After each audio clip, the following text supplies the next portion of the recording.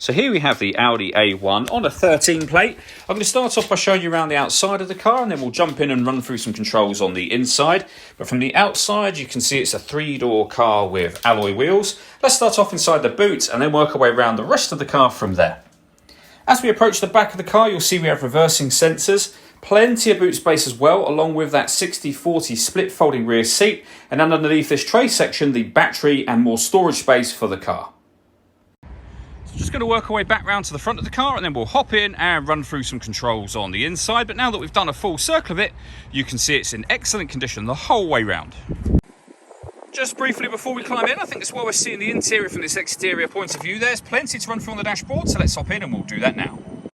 Okay, now that we're inside the car, we're going to start with the dials. On the left-hand side, we have the rev counter, and on the right-hand side, the speedometer and fuel gauge. In the middle, you can see the total miles for this car. They are 63,251. You can change the information displayed in that section using controls on the steering wheel for various different menus, from your audio, notes, and then back round to vehicle settings. If we back out to the steering wheel, the buttons I was using just a moment ago are here.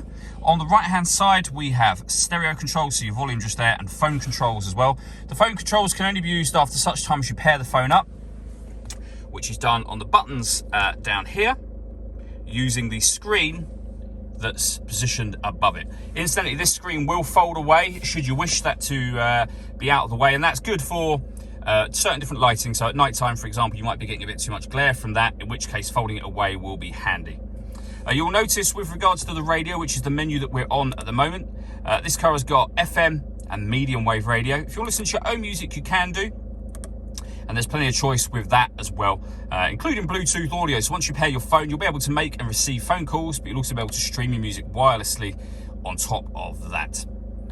Just up here, this button turns off the stop and start. This car is designed to cut out when it's stationary in traffic to save you fuel. Then we have the hazard warning lights. The main stereo below that, so we have the CD player, SD memory card slots. The buttons that I was using just a moment ago are all here, and the main volume for the stereo over on the left. Underneath that, we've got the air conditioning, so you can determine the temperature, the fan speed, the direction you'd like the air to be distributed in. That button turns your air conditioning on, so it's on at the minute. It will turn it off again, of course. You can recirculate the air that's in the car. That's a great way of heating it up or cooling it down quickly, depending on the temperature you've set up on these dials here. And then below that, we have a rear heated screen. That button turns off the traction control for the car. We have the auxiliary input underneath that, and a 12-volt charging socket there for charging a mobile phone, for example. And then a 5-speed manual gearbox. All that leaves me to say is thank you for taking the time to watch this video. If you'd like to come and see the car in person and have a test drive, please feel free to give us a call here at Mach 1 Cars. We'd love to hear from you soon.